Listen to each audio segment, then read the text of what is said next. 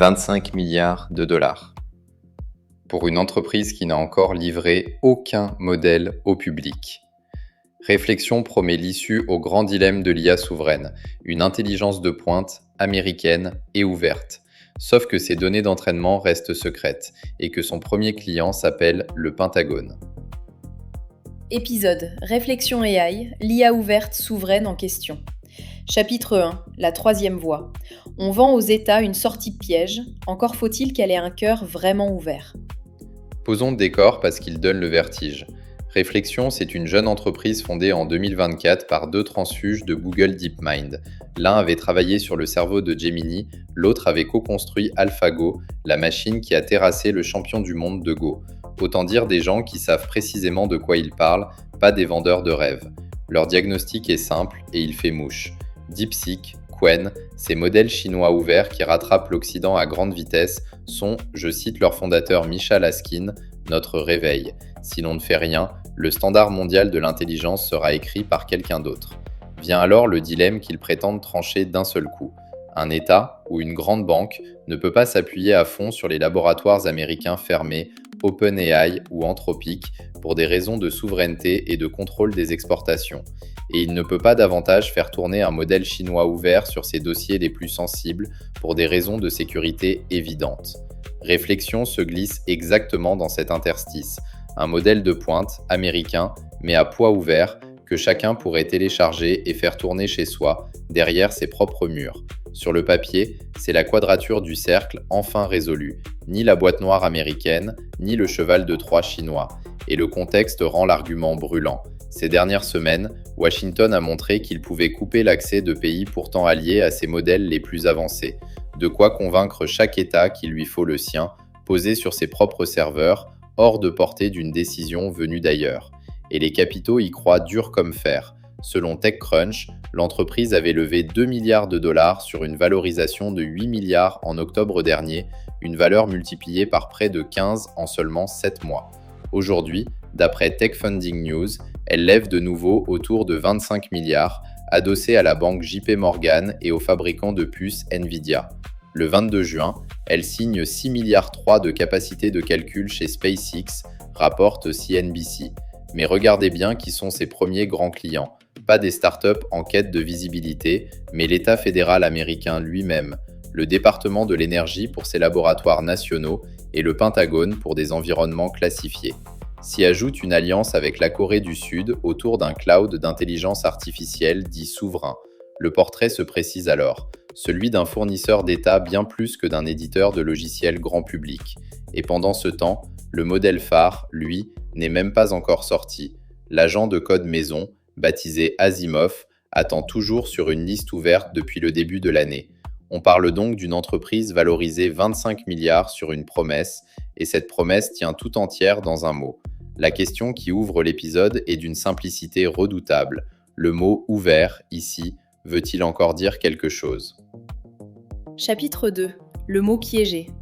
Ouvert sonne comme une promesse de liberté, mais c'est devenu le mot le plus glissant de toute l'industrie. Pour répondre, il faut démonter un mot qu'on emploie à tort et à travers. Ouvert, parce qu'il recouvre en réalité tout un dégradé et chaque acteur s'installe à l'étage qui l'arrange. Tout en haut, il y a le logiciel libre, au sens militant où l'entendait Richard Stallman dès le milieu des années 80. Le code est public, librement modifiable, et cette liberté est même contraignante, presque une cause politique. Un cran en dessous vient l'open source codifié à la toute fin des années 90, plus pragmatique et plus tourné vers le business, mais qui suppose toujours qu'on puisse voir le code. Et puis, beaucoup plus bas dans le dégradé, on trouve ce que propose Réflexion, les poids ouverts. Traduisons, parce que la nuance est tout le sujet, un modèle d'intelligence artificielle, c'est deux choses bien distinctes. D'un côté, la recette et les ingrédients, autrement dit les données d'entraînement et la méthode. De l'autre, le plat fini, cet immense réseau de nombres qu'on appelle les poids. Réflexion promet de livrer le plat fini, téléchargeable par tous, mais garde la recette et la liste des ingrédients soigneusement sous clé. Vous pourrez le réchauffer et retoucher l'assaisonnement à votre goût sans jamais savoir ce qu'on a vraiment mis dans la casserole. Et ce n'est pas une coquetterie de puriste. Une ingénieure de Google DeepMind, Susan Zhang, a publiquement mis en doute que cette approche mérite seulement le nom d'open source. justement parce que les données et le processus de fabrication restent fermés, rapporte Build Fast with AI. Pourquoi est-ce que ça compte vraiment ? Parce que sans les données, vous êtes incapable de vérifier ce que le modèle a digéré pendant son entraînement, depuis d'éventuels contenus sous droit d'auteur jusqu'aux portes dérobées qu'un acteur malveillant aurait pu y glisser. Vous héritez d'un cerveau adulte sans rien savoir de son éducation. Pour un hôpital ou un ministère, croire le cuisinier sur parole, c'est précisément ce qu'on voulait éviter en réclamant de l'ouvert. Et soyons clairs sur l'enjeu. Entre un modèle dont on possède la recette complète et un modèle dont on n'a que le plat, il n'y a pas une simple nuance de degré, il y a deux régimes de confiance différents. L'un se vérifie, l'autre se croit sur parole. Le précédent qui hante toute cette histoire, c'est OpenAI elle-même. Fondée en 2015 sur la promesse de l'ouverture, jusque dans son nom, devenue depuis l'un des laboratoires les plus fermés de la planète. Le mot ouvert a déjà été capturé une fois, sous nos yeux. Toute la question est de savoir si nous regardons la deuxième capture en train de se produire. Chapitre 3. Une souveraineté en location. Posséder le fichier, c'est une chose. Ne dépendre de personne pour le produire, c'en est une toute autre. Admettons un instant que les poids ouverts suffisent à parler de souveraineté. Reste à regarder qui tient vraiment les manettes derrière Reflection. Et là, le tableau se brouille sérieusement. Le calcul qui entraînera le modèle est loué chez SpaceX pour 6,3 milliards. Ces plus viennent de Nvidia, qui se trouve aussi être l'un de ses investisseurs. Le même acteur vend les pelles et possède une part de la mine, exactement comme dans le reste de l'industrie. Côté argent, c'est Wall Street qui mène la danse, JP Morgan en tête. Et les tout premiers clients sont des agences fédérales américaines. Reprenons alors le mot souverain et serrons-le un peu. Peut-on appeler souveraine une entreprise dont les puces et le calcul dépendent d'une poignée de fournisseurs américains et dont le capital comme les contrats fondateurs viennent eux aussi du même pays? Pour la France ou pour l'Allemagne, télécharger ce modèle ne serait pas conquérir une indépendance. Ce serait, au mieux, changer de dépendance. On troquerait l'abonnement à une boîte noire fermée contre un fichier qu'on héberge soi-même, mais pensé, financé et nourri de l'autre côté de l'Atlantique. Soyons justes, pourtant, avec l'autre versant de l'argument, parce qu'il est puissant. Il y a même une raison sérieuse de préférer les poids ouverts, et l'actualité récente l'a montré crûment. Un modèle fermé, accessible seulement par abonnement, peut être coupé du jour au lendemain sur décision d'un gouvernement étranger. A l'inverse, un fichier de poids que vous détenez déjà, personne ne vient l'éteindre à distance. Posséder le plat fini, c'est la garantie qu'on ne vous retirera pas l'assiette en pleine crise. Seulement voilà, l'argument bute sur une limite. Les correctifs et la version suivante du modèle resteront toujours, eux, entre les mains du cuisinier. Et il existe une limite plus matérielle encore. Faire tourner un modèle de pointe à grande échelle réclame des milliers de plus que, le plus souvent, on ne possède pas davantage. La souveraineté du téléchargement s'arrête, elle aussi, à la porte du centre de données. Toute l'industrie dépend par ailleurs de Nvidia, jusqu'au laboratoire chinois quand ils parviennent à s'en procurer. La souveraineté absolue n'existe nulle part, elle est toujours une affaire de degrés. Le vrai débat n'est donc pas ouvert contre fermé, ce serait trop confortable. Il est de savoir combien de souveraineté on gagne réellement, et à quel prix, le jour où l'on continue de louer tout le reste. Chapitre 4. Le miroir chinois. Pour échapper au modèle chinois, l'Amérique se met à copier très exactement ce qui le rend redoutable. Il y a une ironie savoureuse au cœur de cette histoire, et elle mérite qu'on s'y attarde. Réflexion est née de la peur de DeepSeek et de Qwen, ces modèles chinois à poids ouverts qui se répandent dans le monde entier sans rien demander à personne. Et que fait Réflexion pour les contrer? Rigoureusement la même chose qu'eux. Ouvrir les poids, viser l'échelle frontière des dizaines de milliers de milliards de jetons d'entraînement et inonder le marché des États qui veulent garder la main sur leurs données. Autrement dit, le champion de l'ouverture à l'américaine imite trait pour trait l'adversaire qu'il jure vouloir neutraliser. C'est peut-être l'aveu le plus intéressant de toute l'affaire. Le modèle ouvert chinois a déjà gagné la bataille des idées, puisque même ceux qui le redoutent finissent par adopter sa stratégie. Et il y a plus piquant encore. Sur certains points, les Chinois jouent le jeu de l'ouverture plus franchement que Réflexion, en publiant davantage sur leur méthode. Reste alors l'angle européen, et il est le plus cruel. Quand un dirigeant français entend les mots modèle ouvert et souverain, il imagine peut-être une alternative qu'il pourrait, lui, contrôler. Mais un modèle ancré dans les contrats du Pentagone et du département de l'énergie n'est pas plus neutre pour Paris qu'un modèle d'OpenAI. Il est simplement ouvert d'un cran de plus.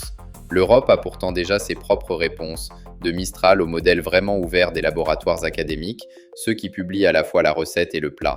Elle dispose même de supercalculateurs mutualisés, pensés pour ne dépendre ni de Washington ni de Pékin. La souveraineté du continent passerait d'abord par là, maîtriser sur son propre sol le calcul et les données, pas seulement héberger un fichier conçu de l'autre côté de l'océan. Faute de quoi, le continent se retrouverait dans la position de celui qui croit gagner son autonomie en changeant simplement de propriétaire. Un locataire ravi d'avoir déménagé sans voir qu'il paye toujours un loyer à l'étranger. La vraie question, pour un acheteur européen, n'est donc pas de savoir si c'est ouvert, mais ouvert pour qui et contrôlé par qui. Parce qu'un fichier qu'on télécharge librement peut très bien devenir le cheval de Troie d'une dépendance qu'on croyait justement avoir fui. La souveraineté ne se mesure pas à la licence affichée sur le modèle, elle se mesure à la longueur de la chaîne qu'on ne maîtrise pas. Chapitre 5. La grille de l'acheteur. Avant de signer pour un modèle souverain, 2 questions valent tous les arguments commerciaux. Alors gardons la grille de lecture et laissons la publicité aux vendeurs. Si vous dirigez un État ou une entreprise régulée et qu'on vous propose demain un modèle ouvert et souverain, ne vous arrêtez surtout pas aux mots. La première question à poser tient en une ligne. Qu'est-ce qu'on vous donne vraiment? Les poids tout seuls ou aussi les données et la méthode qui permettent de reproduire et d'auditer le modèle? Un plat dont vous ignorez les ingrédients, vous ne pourrez jamais ni le refaire à l'identique, ni le certifier devant un régulateur. La seconde question est plus sournoise. D'où vient tout ce qui ne tient pas dans le fichier, des puces jusqu'au capital, car c'est là et jamais dans la licence que se niche la vraie dépendance et il faut la pousser jusqu'au bout. Que se passera-t-il le jour où le fournisseur changera d'avis ou simplement de gouvernement? Aurez-vous de quoi faire vivre et faire évoluer ce modèle tout seul ou serez-vous à la première crise aussi démuni qu'avec une boîte noire? Reconnaissons à réflexion une intuition juste, il fallait une réponse occidentale au modèle ouvert chinois et personne ne l'apportait avec cette ambition ni ses moyens. Mais souvenez-vous du calendrier d'OpenAI, 10 ans à peine sépare la promesse d'ouverture inscrite dans son nom de la fermeture la plus complète. Rien ne dit que réflexion suivra ce chemin, mais rien ne l'en empêche non plus, surtout le jour où ses bailleurs de fonds et ses clients de défense voudront avoir leur mot à dire. Alors ne confondons jamais la marge de manœuvre bien réelle que donnent des poids ouverts avec la souveraineté pleine, celle qui suppose de maîtriser toute la pile, depuis la puce jusqu'au processus métier. C'est la différence entre louer un appartement meublé et posséder l'immeuble. Dans le premier cas, vous vivez chez vous tant que le propriétaire le veut bien. Dans le second, c'est vous qui tenez les clés. Pour un État, tenir les clés voudrait dire réunir sur son sol le calcul et les compétences capables de refaire le modèle, pas seulement ranger un fichier sur un serveur national. Télécharger un modèle, ce n'est pas le posséder. Et baptiser ouvert un cœur qui reste fermé, c'est très exactement le tour de passe-passe que l'industrie nous a déjà joué une fois avec une entreprise dont le nom, justement, commençait par le mot ouvert. Vous écoutiez Reflection AI, l'IA ouverte souveraine en question. Merci d'avoir écouté jusqu'au bout. Si cet épisode vous a parlé, partagez-le